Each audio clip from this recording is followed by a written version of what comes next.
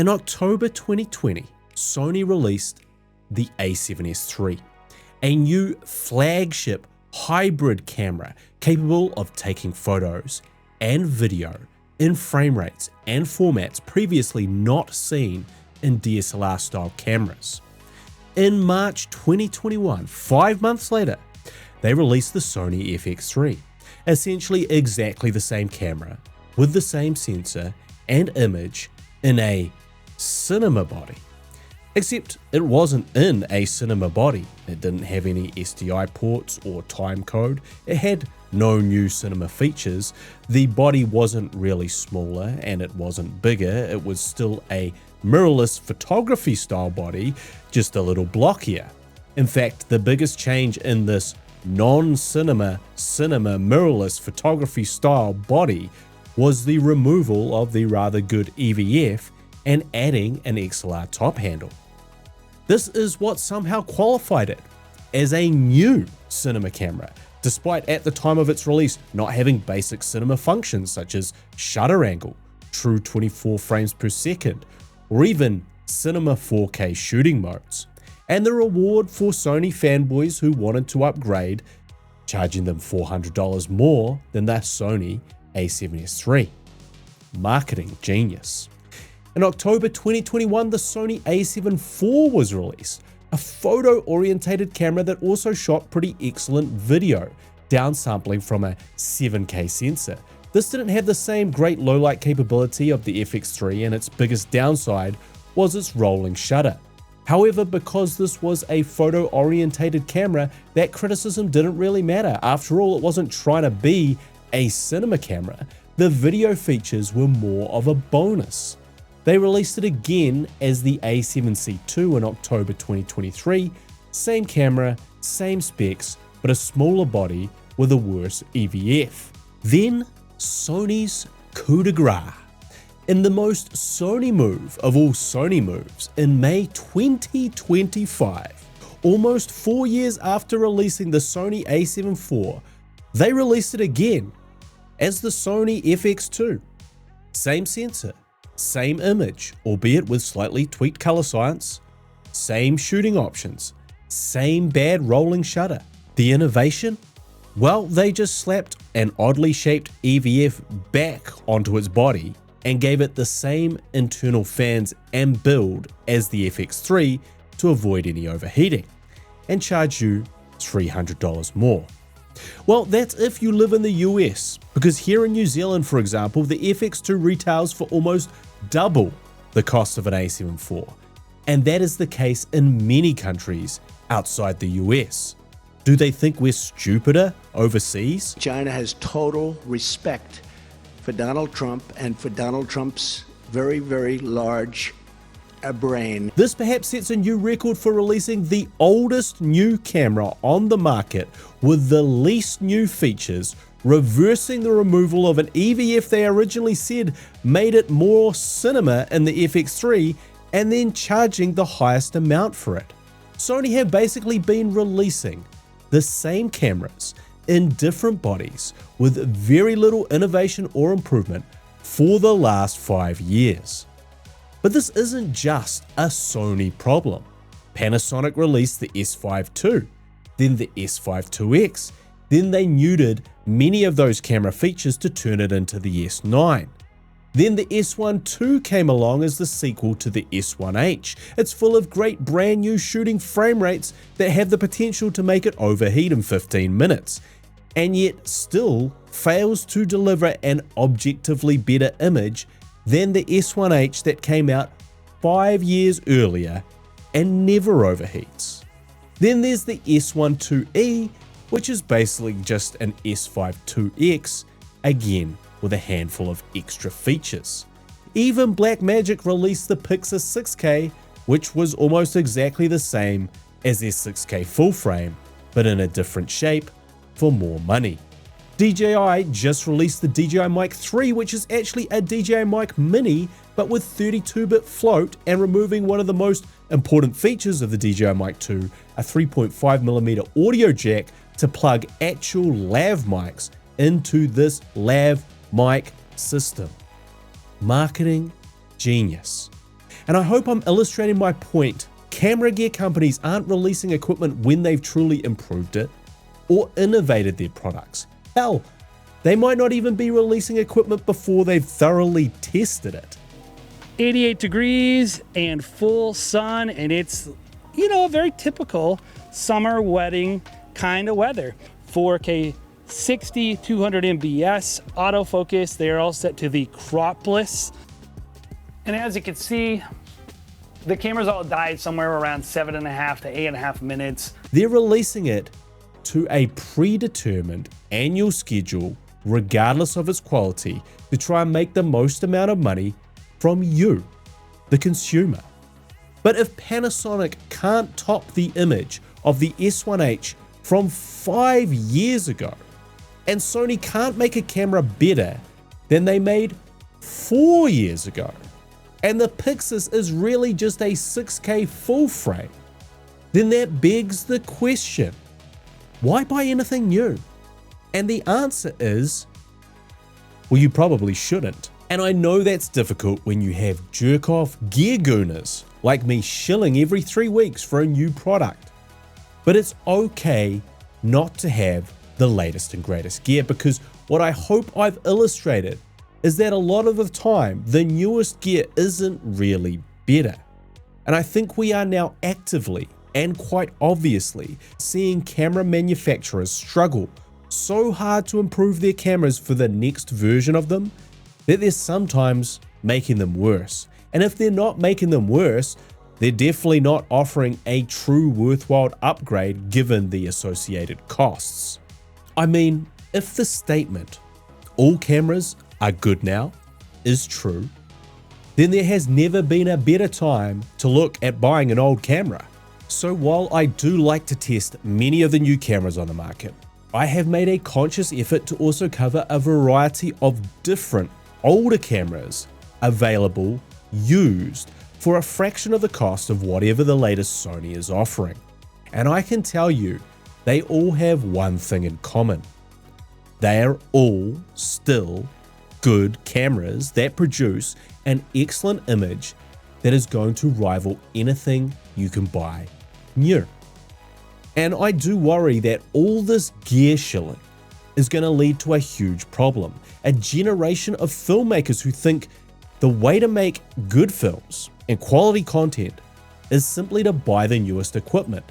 Are we giving birth to the consumer filmmaker? Someone obsessed with specs, bit rates, frame rates, whatever, rather than learning the craft? The hard truth is, while gear matters, learning how to be a good filmmaker has nothing to do with what camera you own. It's the unique creative voice you bring to a project, and then your ability to execute and serve that creative voice expertly from script to screen with whatever gear you have at your disposal. A massive budget with all the gear in the world still can't fix a shit script. A beautiful lens can't hide a poor performance. A nice light won't look good with poor composition. But sadly, that's not what we preach here on YouTube, and I'm going to say it again. It's not healthy. I also think that this is something really important to acknowledge, and it's something influencers really kind of seem to have no concept of once they start getting everything for free. Camera gear is really fucking expensive. Like, unrealistically expensive for normal people with normal incomes. What middle income family do you know that has a spare 5K right now in the bank to justify just spending on a camera? What student do you know eating 2-minute noodles and sharing a room in a flat can responsibly find this kind of money? This is something people just lose their perspective on when they're shilling the next product they were given for free or paid to promote. When Blackmagic sent me the Pixel 6K, they also sent me this EVF monitor, and the whole kit. They sent me out the handle, and then you can put the monitor on the handle. They also sent me the ISAZH EVF as well. DJI was kind enough to send me the DJI Focus Pro with the Pro Grip, also sent some Angel sent me the cards, the reader, the case, and also Newer for sending me out the batteries as well, and Condor Blue for sending me out the MacBook and the filters. Honestly, I'm so appreciative. People have to take out loans for these cameras that will take years to pay off. People max out their credit cards, spend their entire savings. As a broke filmmaker, I remember going halves in a loan to buy the Canon 5D Mark III with my producing partner, which took me 5 years to pay off. I remember using all of my savings, $1,500 back in 2016 to buy a used Canon C300 and celebrating with my partner because I finally won an affordable auction and I would have a real cinema camera for my freelance work. These are serious, daunting financial commitments for regular people. But you would not know that if you look at the online camera space here on YouTube. And I think that's a real problem. Yes, of course, I personally am part of the problem, but ultimately any video I post about any equipment I use, I try to frame as how it's been helpful in my work, the value it brings to help make the workflow better. I like cheap solutions. I like stripping back setups. I enjoy streamlining and downsizing my kit. But the suggestion that you have to keep feeding the camera consumer beast that is the camera gear space to get good is something that we need to be much more conscious of trying to avoid. I also think there's something a little insidious going on here, because how this gear culture has been born ultimately is from the algorithm. Yes, that's right. We watch time and time again as educational tutorials with gear being put to practical use centered around the actual art of filmmaking go completely ignored, while reviews of the gear itself blow up. A video asking if the FX3 is still worth it in 2025 has a better chance of success than a breakdown of how you made a film with the FX3. And I don't really believe it's because followers don't want to see this gear in action or don't want to watch the practical application of it.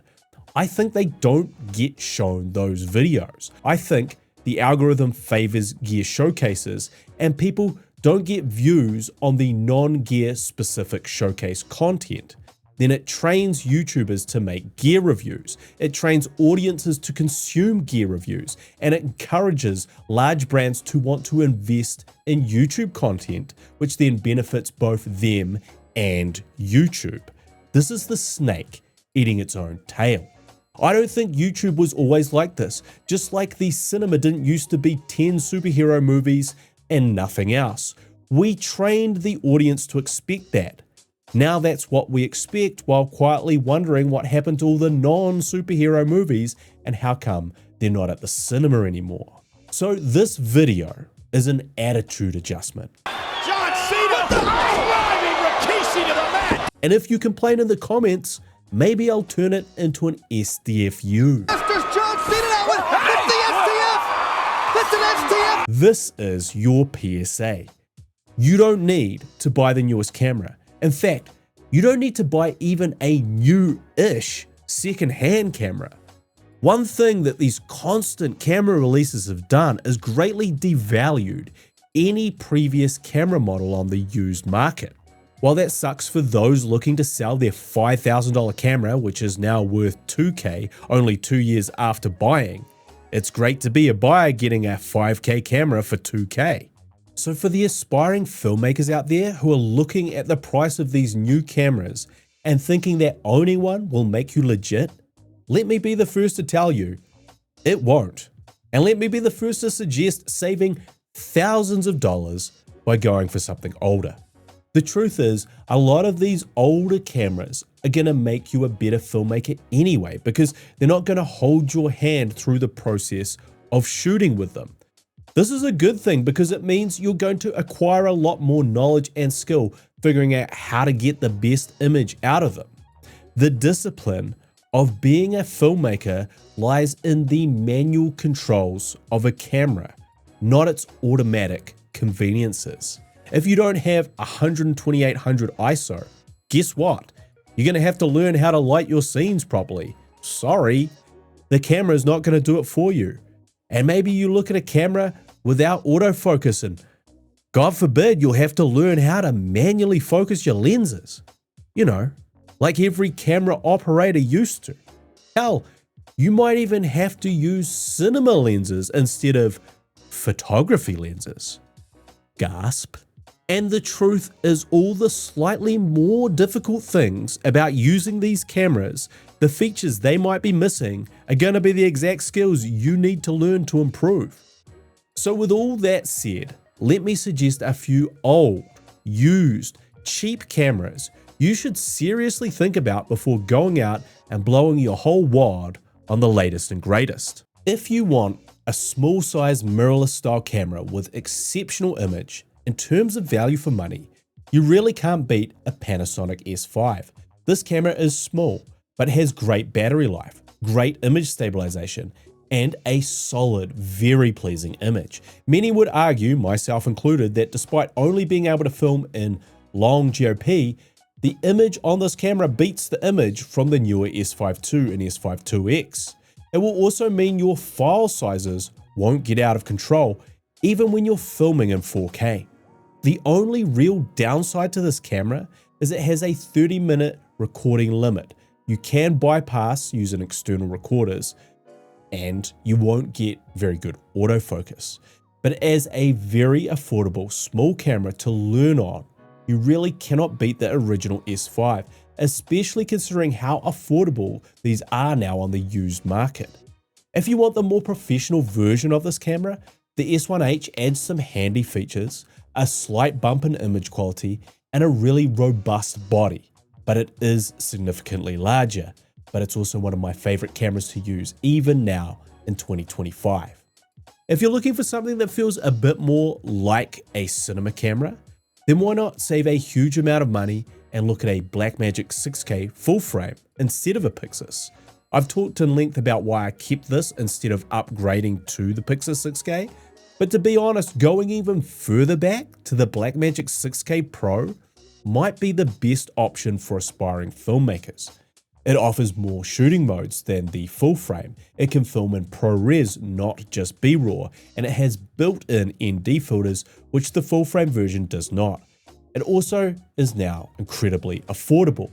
And if you don't have the hard drive space to deal with 6K footage, the Blackmagic Pocket 4K still produces fantastic images. It means you can buy very affordable micro four thirds lenses for it, and it will save you a lot on storage space.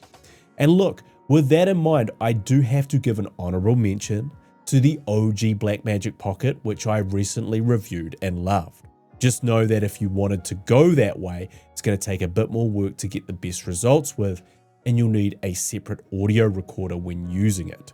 And if you want something with an even more cinema feeling body, picking up a used Blackmagic Ursa G2 or original 12K is going to give you pretty much everything you could possibly want for a cinema camera and produce an image that still absolutely holds up. If you're thinking about a Red camera, the Red Komodo OG is going for absurdly cheap prices on the used market. But to be quite honest, I'd probably go back further and try and find a Red Dragon or Red Epic. The type of cameras used to film some of cinema's biggest blockbusters can now be bought for less than a new Sony mirrorless camera, if you can find the right deal. Let that sink in. You can buy a Hollywood cinema level camera for less than a new mirrorless camera. But if you truly have your heart set on Sony, I would not bother with the FX2 or FX3 and just go back to its original version, the A7S III. These can be found for probably half the price of the FX3, but I use my A7S III as my daily corporate shooter right up until a few weeks ago. It is a solid, dependable choice that won't overheat, is great in low light, and provides excellent autofocus.